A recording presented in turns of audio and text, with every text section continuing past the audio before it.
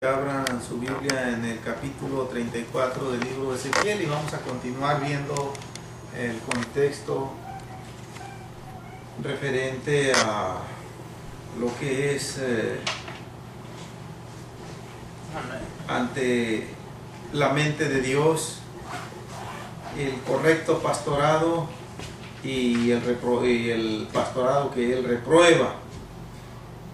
Estamos analizando aspectos sobre el pastorado, cómo era en el tiempo antiguo, y el pastorado que el Señor Jesús vio en el pueblo de Israel. Y pues en este tiempo yo me aventuro a creer que no estamos mejores, hermanos, tal vez, gloria a Dios, sigue habiendo mucha escasez de obreros. Capítulo 34 de Ezequiel,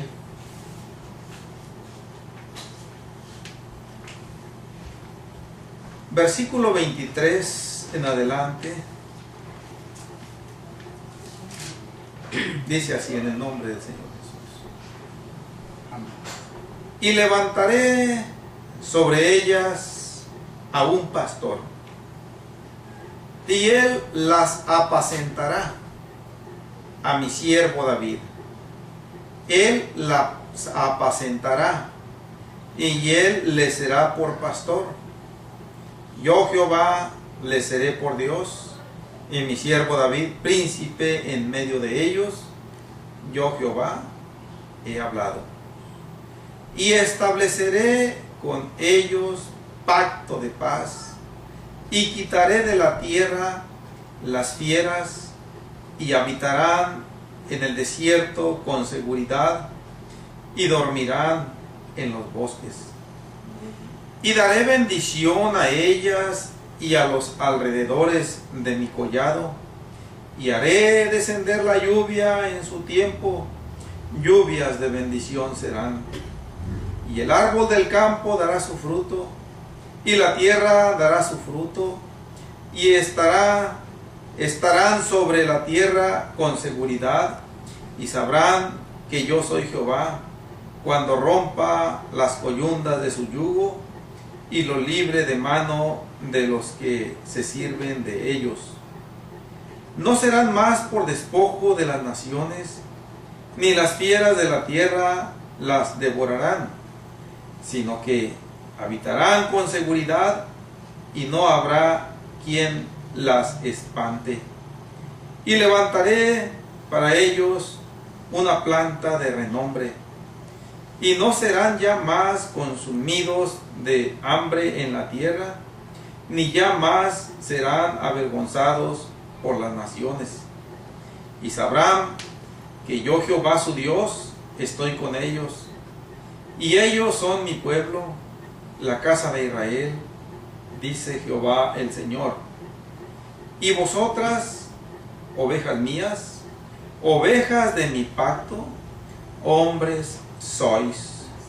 Yo Jehová, yo vuestro Dios, dice Jehová el Señor. Amén. Es como si el Señor estampara su firma aquí al final. Gloria a Dios. Vamos a elevar una oración, mis hermanos, al Señor, que nos ayude a entender todas estas cosas que hemos leído. Bendito Salvador.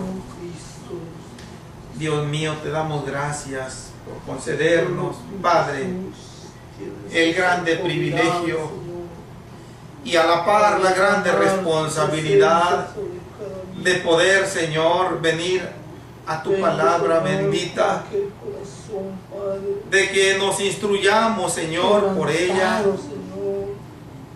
Señor, te damos gracias porque hasta este día tú eres el que nos ha sostenido en pie de lucha. Tú eres, Señor, el que ante la dificultad, ante la presión, ante la prueba, has multiplicado sobre nosotros tus misericordias y tus piedades, Señor, y no nos has dejado caer de tu gracia. Todo el mérito es para ti, Señor. Tú eres el pastor por excelencia. Tú eres, Señor, el gran pastor, gloria a Dios. El que pastoreas con integridad, con justicia. El que apacienta, Señor, en pastos delicados, en buenos pastos, Señor, a tus ovejas.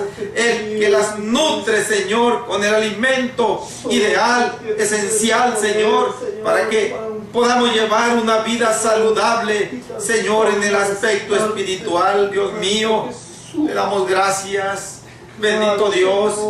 Dame a mí las palabras que he de predicar en esta noche, te ruego, Señor, a mis hermanos, la luz que tú solo puedes dar para comprenderla, Señor, y la fortaleza para vivirla, Señor, y el denuedo para compartirla con otros. En el nombre glorioso de Jesús de Nazaret te lo pedimos, Padre. Amén. Aleluya. Gloria a Dios.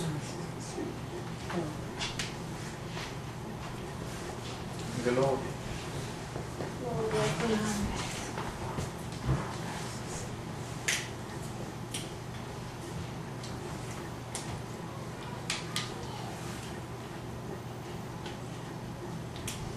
Bien, mis hermanos. Iniciamos el contexto de Ezequiel 34 y a la par iniciamos la predicación de esta noche a partir de este versículo 23. Y ahora el Señor sigue haciendo énfasis sobre un pastor que en un tiempo futuro iba a pastorear a su pueblo de la manera que Él así lo quiere. Gloria a Dios. Pero aquí es de llamarnos la atención algo muy importante. Si ustedes recuerdan que cuando vimos principalmente los versículos 11, 12, 13, 14, 15 y 16, un contexto que vimos en una predicación pasada, es el Señor el que dijo que Él iba a ser ese pastor, que Él iba a asumir personalmente esa responsabilidad para corregir el grave problema de la falla humana. Pero ahora parece ser que el Señor ha cambiado de opinión y decide poner a otro pastor. Y esto no es posible. Yo le digo que esto no es posible. Por lo tanto, debemos tratar de comprender si el Señor ya dijo que Él, en el versículo 11 dijo: porque así ha dicho Jehová el Señor, he aquí, yo mismo iré a buscar a mis ovejas y las reconoceré. Ya en el 12 y en el 13 Él dice que Él mismo va a ser ese pastor. Cuando dice que las va a apacentar, es lo mismo que repite acá en dos ocasiones en el versículo 23. Y Él las apacentará, y Él las apacentará. La palabra apacentar quiere decir sacar a las ovejas del redil, del corral, y llevarlas a que coman el pasto en el campo, en la pradera, y en su momento que beban el agua. En otras palabras, alimentarlas, darles el alimento a su tiempo. Eso significa la palabra apacentar. Y levantaré sobre ellas a un pastor, y él las apacentará. Y todavía dice algo más sorprendente, aparentemente dice: a mi siervo David, y él las apacentará, y él les será por pastor. Pero él ya había dicho que él iba a ser el pastor, y ahora dice que iba a ser a su siervo David. Para estas alturas en que Ezequiel, inspirado por Dios, está profetizando esto, hacía aproximadamente unos 400 años que el rey David ya había muerto. ya no estaba en este mundo. Entonces, aquí la explicación es la siguiente. El mismo Señor no ha cambiado sus palabras. Y Él dijo que Él personalmente iba a venir y a asumir como pastor el cuidado de su pueblo, de sus ovejas. Aquí no ha cambiado. Esta es una de las maneras que hay en la palabra de Dios y que nos dicen algunas cosas, entre ellas las siguientes. Fue a partir del rey David cuando empezó a perfilarse con más claridad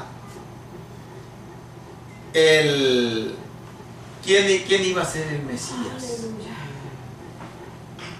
Y al Señor Jesucristo se le identifica en la palabra de Dios, tanto en el Viejo Testamento, y esta es una de las varias citas que hay en la Biblia, como el verdadero David. Sí. En varias ocasiones en el Nuevo Testamento se le llama hijo de David, la raíz de David, la raíz y el linaje de David.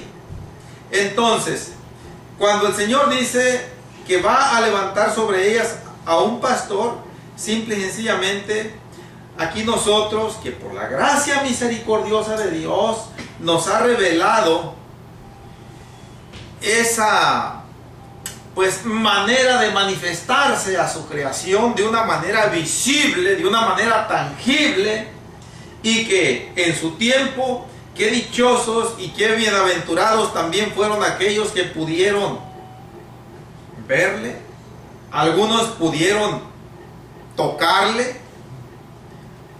El apóstol Juan nos dice la palabra de Dios que hasta se recostó sobre su pecho.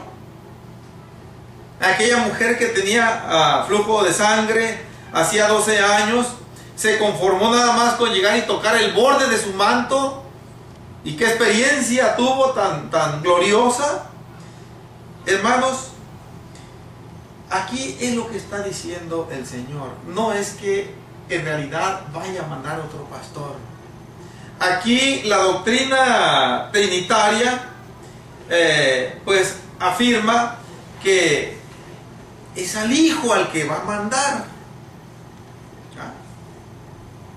Y hasta cierto punto eso es cierto, porque al Señor le plació identificar a ese velo de carne que Él vino a tomar para salvarnos, para redimirnos del pecado, ya que en espíritu Él no quiso hacerlo. Él quiso venir a ser así, semejante a un ser humano como cualquier otro, pero sin pecado.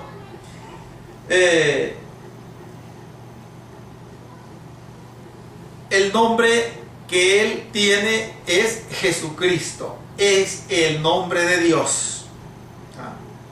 Cualquier doctrina que afirme o que diga que Dios tiene otro nombre, o algo peor y aberrante todavía, que Dios no tiene nombre, eso es hasta una blasfemia. Pero al Señor le plació también, aparte de tomar ese nombre único, que en ocasiones, para referirse a Él mismo, en ese velo de carne, Él también se llamó como el Hijo con H mayúscula, también como el Hijo del Hombre con H mayúscula siempre.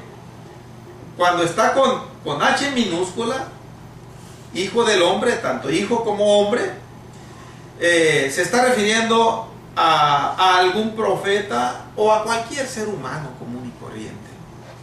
Pero cuando está con iniciales mayúsculas, se está refiriendo a Él mismo. Entonces, aquí para nosotros esto ya se cumplió. ese pastor ya vino. El Señor cumplió su palabra. Ya levantó ese pastor. No aquel David que fue un gran guerrero y un gran líder que logró unificar al pueblo de Israel, ya que cuando él asumió el reinado, la nación estaba bastante dividida. Ataques de afuera, de los enemigos, de las naciones extranjeras, los filisteos principalmente. Por dentro, divisiones entre ellos mismos. Y el Señor estuvo con el rey David y logró unificar a todo Israel y traer paz en su tiempo a todo Israel. ¿Sí? No es a ese David. Se está refiriendo a aquel hijo de David.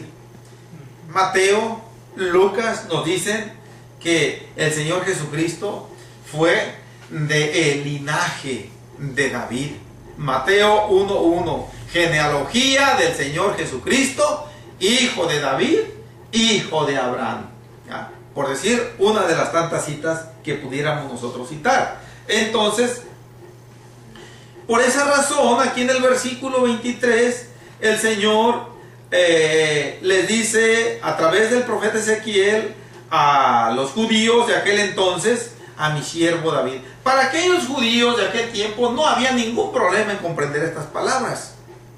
El problema se presenta en estos tiempos, en donde Satanás ha distorsionado la palabra de Dios a más no poder, y han surgido doctrinas extrañas que han fracturado a Dios en tres divinidades diferentes, con atribuciones y capacidades diferentes. Eso es una blasfemia también, porque eso es decir que Dios hasta cierto punto se enreda ahí con la doctrina politeísta. La palabra poli quiere decir muchos, teos quiere decir Dios, muchos dioses. Entonces, aquí no hay ninguna variante en que el Señor haya cambiado su promesa. Al contrario, Él está confirmándola y nos está diciendo de qué manera la va a cumplir. Gloria a Dios. Amén. Bien.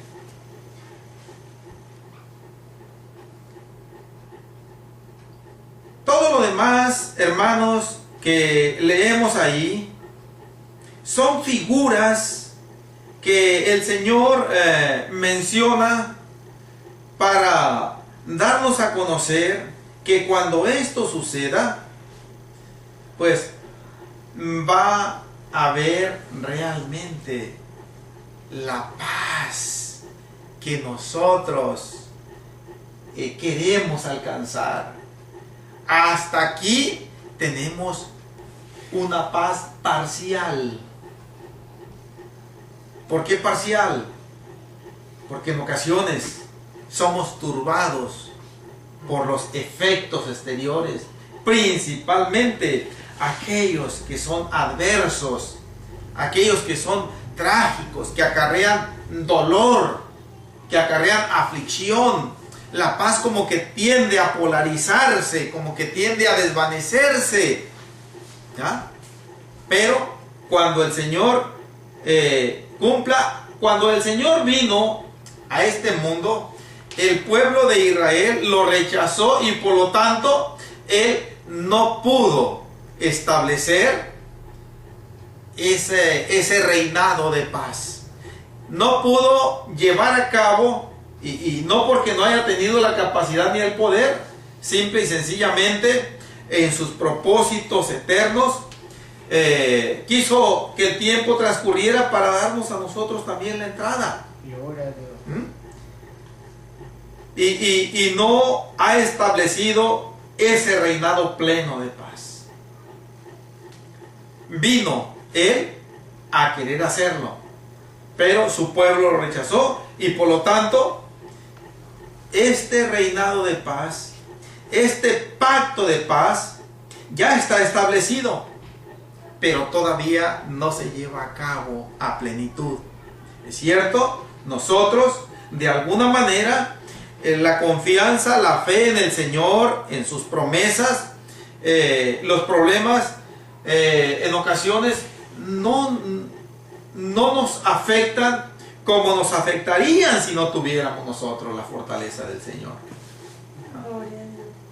Pero viene el tiempo cuando va a suceder esto. Aquí el versículo 25 nos dice algo que se relaciona con la seguridad tanto del pastor como del rebaño. Dice, y quitaré de la tierra las fieras. Cuando los pastores, hermanos, en aquellos tiempos de David, en aquellos tiempos de los reyes de Israel, de los profetas, sacaban los rebaños. El rey David, ya vimos allá en 1 de Samuel, cómo él decía que hubo leones y hubo osos que le llegaron a arrebatar ovejitas, pero él la rescataba y hasta llegó a matar osos y leones para salvar a sus ovejitas. No, entonces, uno de las preocupaciones, y por qué no decirlo también, de los temores que los pastores tenían cuando sacaban sus rebaños al desierto o a alguna otra pradera a apacentar a sus ovejitas, era que saliera alguna fiera. Y algo más lamentable, que ellos no se dieran cuenta cuando la fiera le arrebatara alguna ovejita y se la llevara. Entonces ellos andaban con ese pendiente. Pero aquí el Señor está diciendo, eso se va a terminar, porque ya no va a haber fieras. Entonces las ovejas van a poder pastar con seguridad. El pastor va a andar tranquilo. Ya no va a haber quien las espante, quien los atemorice. Porque hasta la lluvia va a descender a su tiempo.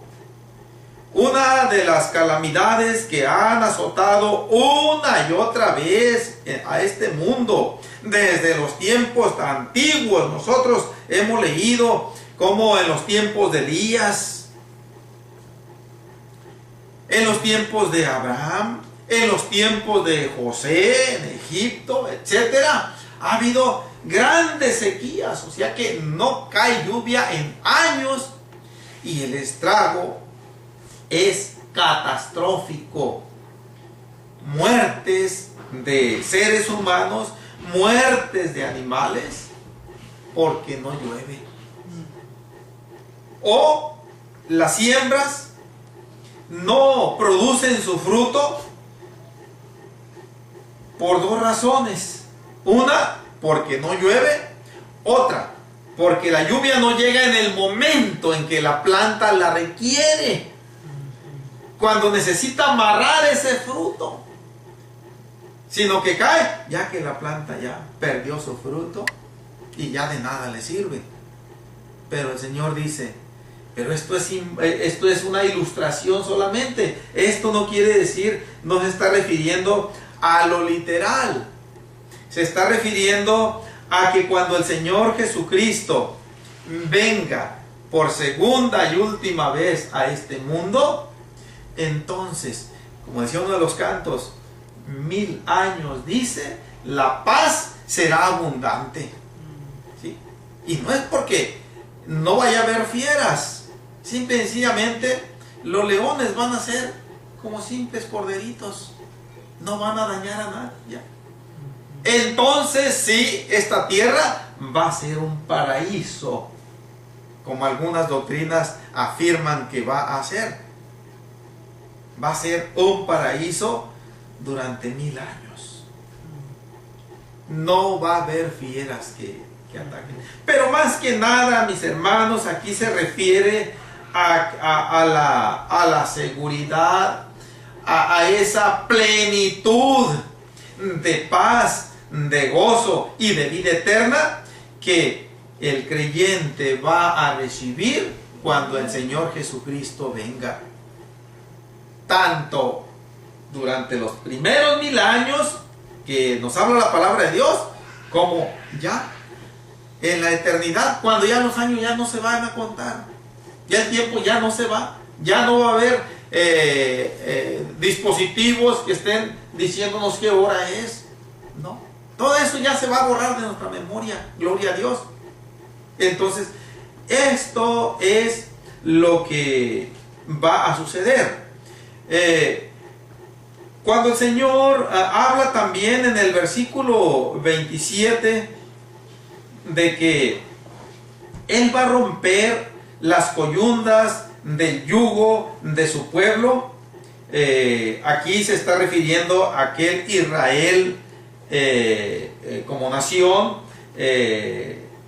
como descendientes físicos de Abraham, pero aquí se extiende al Israel espiritual, al verdadero israelita, que es aquel que vive por la fe en Dios, como lo hizo Abraham. Entonces, aquí el Señor está hablando de que va a llegar el momento en que su pueblo va a ser completamente libertado. Sí. Hasta cierto punto, en el pueblo de Israel, esto ya está cumplido parcialmente. Israel, el Señor ya lo rescató de las naciones, ya los tiene en su patria otra vez, ya no son objeto de vejación, de burla, no son objeto de esclavitud o de abusos, ya tienen su patria, el Señor lo tiene ahí, pero todavía está el yugo del pecado encima, y eso es lo que el Señor dice que va a romper, gloria a Dios. Y cuando lo rompa completamente, mis hermanos, hay personas que profesan un cristianismo en donde pues hasta lo confiesan. A mí me ha tocado escuchar esto una y otra vez. Nosotros ya no pecamos, nosotros estamos haciendo la voluntad de Dios. Qué palabras tan más jactanciosas, mentirosas. No hay un solo día. El rey Salomón, en su oración cuando dedicó el templo, dijo: porque no hay hombre que no peque sobre la tierra. Sí. Y esto nos sucede todos los días. Por eso es que el Señor Jesucristo está intercediendo como nuestro sumo sacerdote. Por eso es que en la palabra de Dios, en algunas citas bíblicas, en el Nuevo Testamento principalmente, aparentemente aparece el Señor Jesucristo como una deidad menor que intercede ante el Dios verdadero por nosotros. Solamente una manera de presentarse el Señor para que nuestra mente limitada lo entienda. Pero Él es el mismo sumo sacerdote y a la vez es el mismo Dios todopoderoso. Entonces el Señor Jesucristo, por causa de nosotros, se está todavía ministrando como nuestro gran sumo sacerdote, ya no como aquellos sacerdotes del orden de Aarón que venían de la tribu de Leví, sino como nuestro gran sumo sacerdote, nos dice el autor anónimo de Hebreos, según el orden de Melquisedec, que no tiene principio de días ni fin de años. Y eso es lo que el Señor Jesucristo hace todos los días, estar intercediendo por nosotros. Si nosotros, hermanos, continuamos, gloria a Dios, ¿cómo decirlo? Doliéndonos, afligiéndonos, hermanos. Hasta físicamente lloramos en ocasiones porque le fallamos al Señor una y otra vez. Y eso pues nos destroza. El Señor Jesucristo, cuando ve ese arrepentimiento sincero, Él está borrando todos los pecados para que no aparezcan en el libro en aquel día, para que no vayan a ser un estorbo, gloria a Dios. Pero cuando sea completamente roto ese yugo del pecado, ya no va a haber necesidad de esa intercesión por nosotros, porque entonces ya las cosas viejas pasaron, como dice Apocalipsis, he aquí todas son hechas nuevas.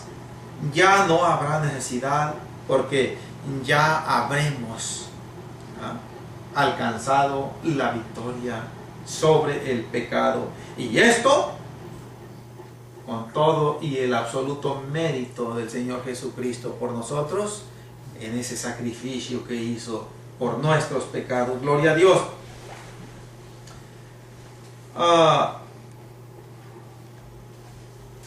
Aquí, al cerrar el contexto en los versículos 30 y 31, el Señor Jesús, pues como en muchas porciones bíblicas, menciona unas palabras como para que su pueblo que ha aprendido a confiar en su palabra, que ha aprendido a poner oído dócil a su palabra, y que sabe que el Señor lo que dice lo cumple en su tiempo, menciona que pues su pueblo Israel nunca va a dejar de ser su pueblo. Los israelitas esto lo entendieron equivocadamente. Pensaban que se refería al linaje de Abraham consanguíneo, físicamente descendientes de Abraham. Pero en el Nuevo Testamento principalmente revela a través de los evangelios y de las cartas apostólicas que ese Israel es esa descendencia espiritual que ha entendido que así como Abraham caminó con Dios por fe, así se debe imitar, gloria a Dios, esa manera de vivir. Y en ambos versículos menciona las palabras al final de cada versículo: dice Jehová el Señor. Dice Jehová el Señor. Es reiterada la expresión. Para el verdadero creyente, esta es una comprobación contundente en cualquier lugar y en cualquier tiempo ante quien demande una comprobación. Porque hay quienes dicen: ¿y cómo me puedes comprobar eso? Simple y sencillamente porque dice Jehová el Señor.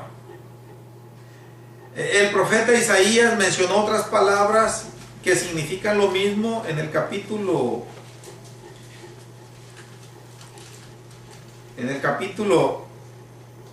1,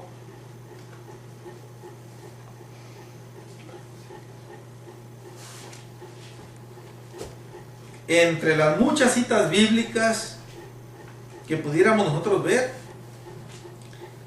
Aquí está el versículo 20, solamente la parte final. Isaías 1:20, parte final. Porque la boca de Jehová lo ha dicho. Y alguien pudiera decir: y nada más por eso ya se tiene por comprobado. Nada más por eso. Para el verdadero creyente es una prueba contundente plenamente comprobada, aun cuando todavía no suceda. Porque sabe que aquel que lo dijo, lo va a cumplir. Tarde que temprano, gloria a Dios.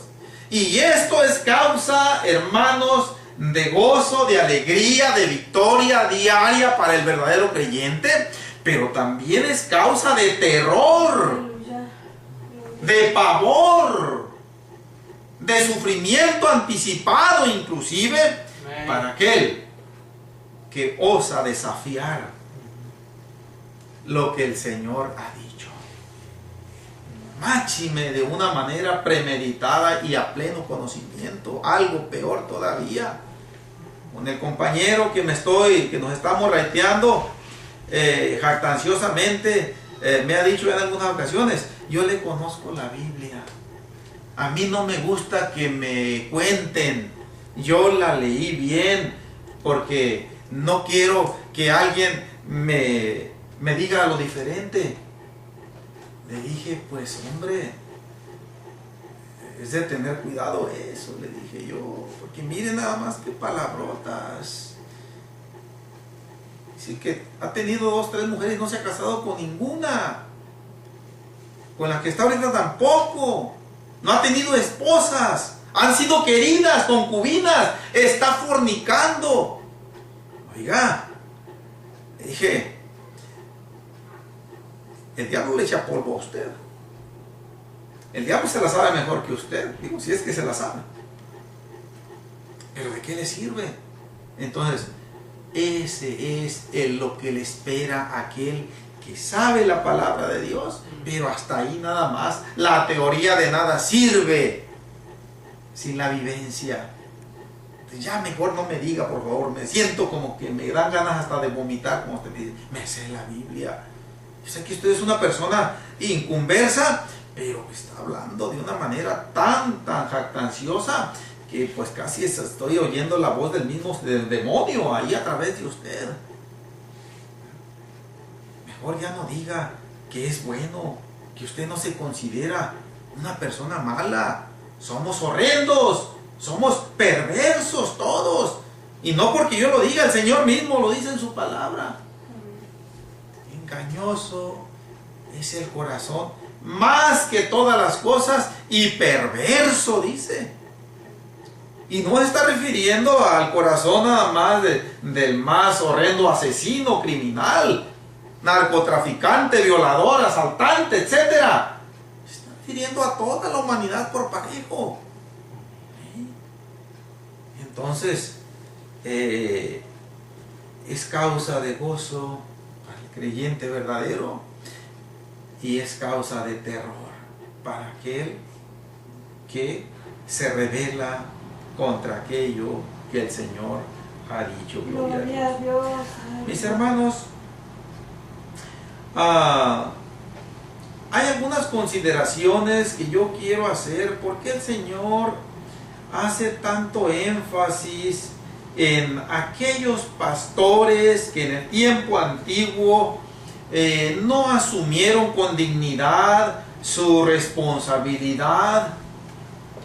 El Señor, lo repito una vez más, al decir aquellos pastores que no cuidaron su rebaño, sino que se aprovecharon de su rebaño,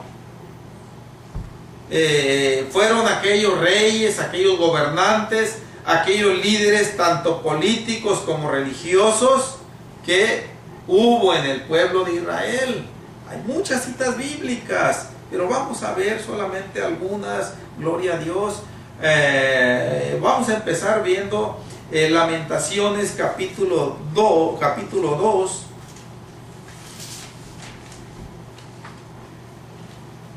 Espero que no tengamos problemas para encontrar ese libro, que muy pocas veces lo analizamos, mis hermanos, pero ahí está enseguidita de Jeremías. Lamentaciones capítulo 2.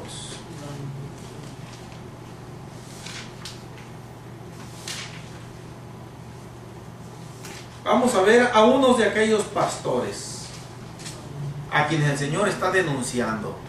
Y con esta cita bíblica, hermanos, vamos a terminar la predicación para continuar viendo esto mismo en la próxima predicación. Gloria a Dios. Dice el versículo 14 de Lamentaciones en el capítulo 2.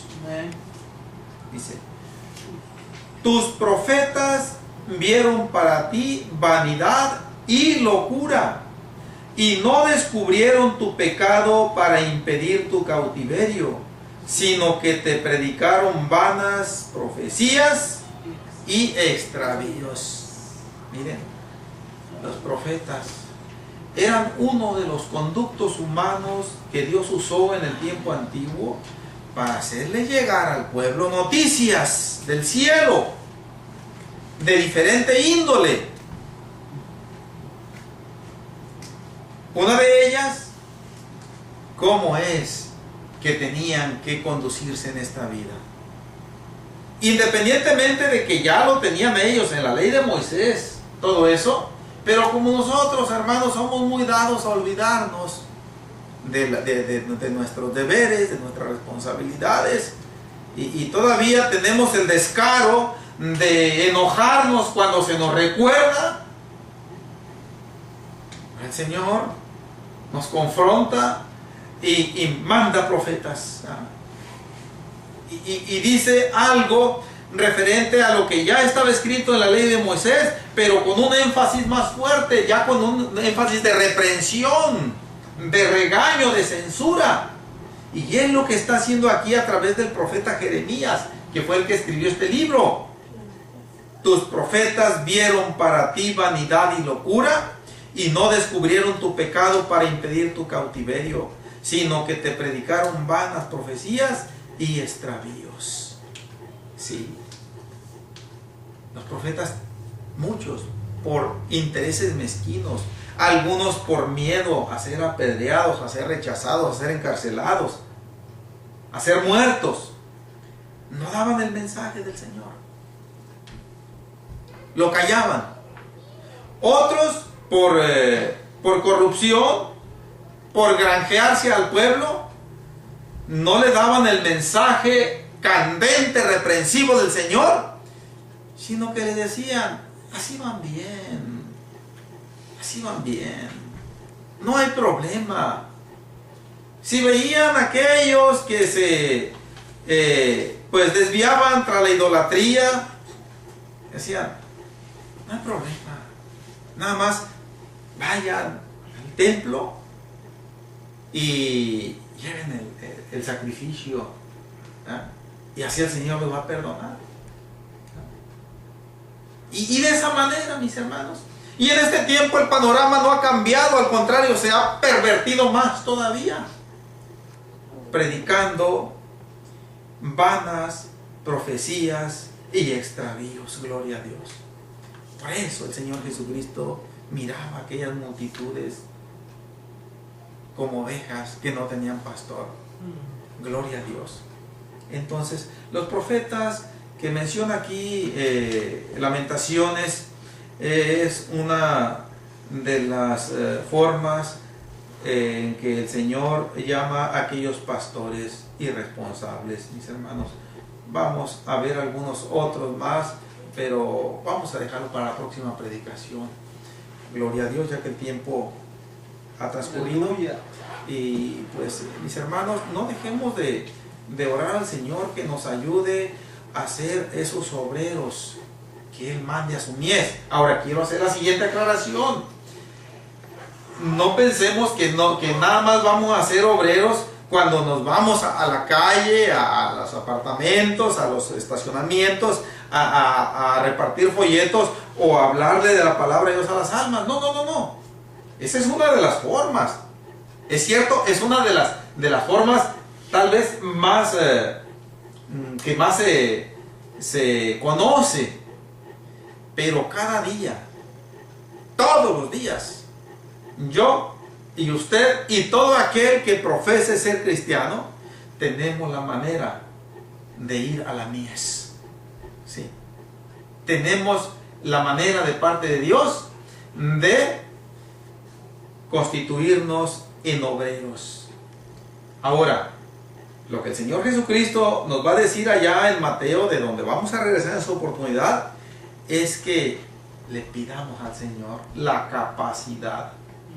Que no querramos nosotros hacer las cosas a nuestra manera, sino que le pidamos al Señor. El Señor Jesucristo les va a decir a sus discípulos, rogad. Es una palabra de decir orad o clamen a Dios para que Él les dé la capacidad correcta. ¿Ya? Porque ya más adelante a ellos mismos el Señor los mandó como obreros. Entonces no pensemos que al decir el Señor envía obreros a tu mies, ya nosotros nos libramos. No. Decía un hermano por allá que fue a un rancho por allá para la sierra y que vio la cosa muy descompuesta de la gente allá emborrachándose, idolatrada, con estatuas y todo eso. Hermano, dijo, y pasó al frente a dar acción de gracias. Ojalá y que puedan mandar un predicador a que les predique a aquella gente, dice. Y un hermano por ahí lo reprendió después. Dijo, pues ¿y usted de qué sirvió? ¿O qué no es usted mensajero del Señor?